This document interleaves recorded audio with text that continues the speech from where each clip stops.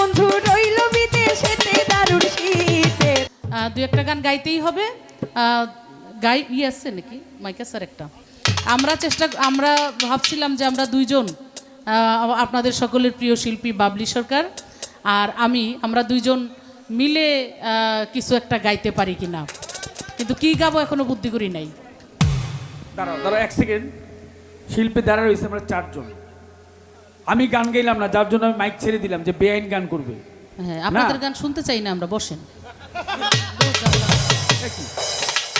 Chance পাইলে যদি আমাদের পরে চান্স পান তখন গাবেন, ঠিক আছে? শাহ আলম ভাইকে মাইনা নিলেন কথাটা? আমি আসলে পুরোপুরি